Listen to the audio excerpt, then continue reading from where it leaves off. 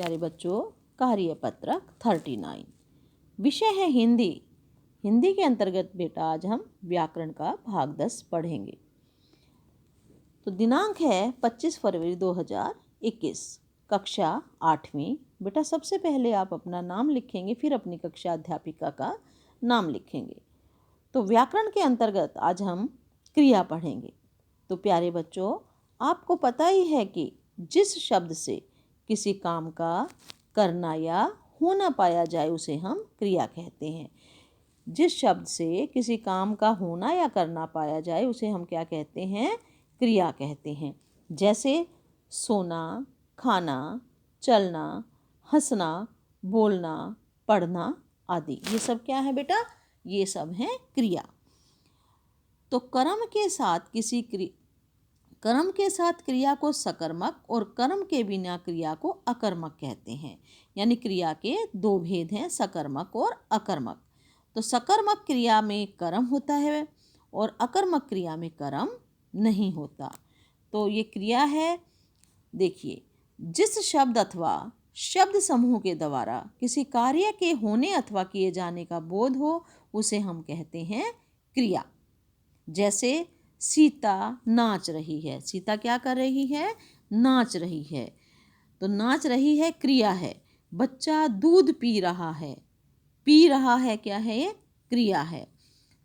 Suresh college जा रहा है। जा रहा है क्रिया है। तो इनमें नाच रही है, पी रहा है, जा रहा है शब्दों से कार्य व्यापार का बोध होता है। हमें पता चलता है ये क्या कार्य कर रहा है, क्या काम कर रहा है।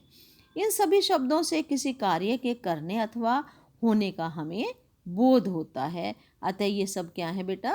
ये सब हैं क्रियाएं।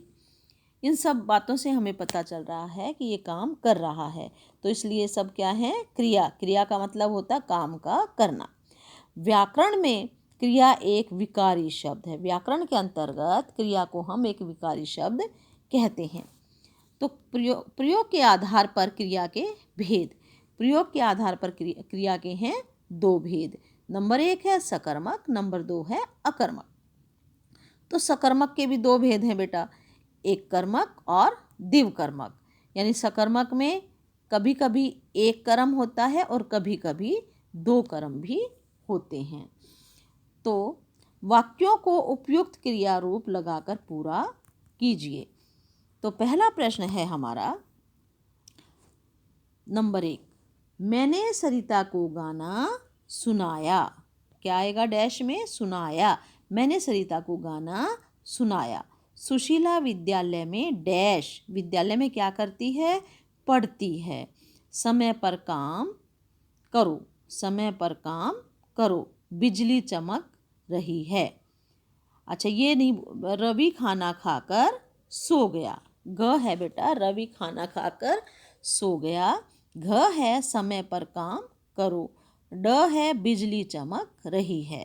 तो प्रश्न नंबर 2, ये हमें मिलान चिन्ह करने हैं। ये देखिए, फूल कर्म को क्रिया से मिलाना है।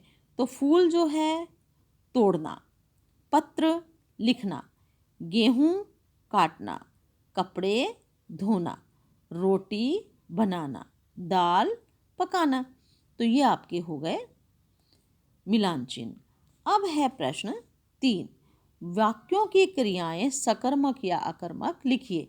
तो ये 3 वाक्य दिए गए हैं, इनमें से हमें छांटना है कौन सी सकर्मक क्रिया है और कौन सी अकर्मक क्रिया है। मानसी को फल दो। मानसी को क्या देने हैं? फल। तो यहाँ देखो बेटा, प्रश्न का उत्तर मिल गया है। मानसी को क्या देने हैं?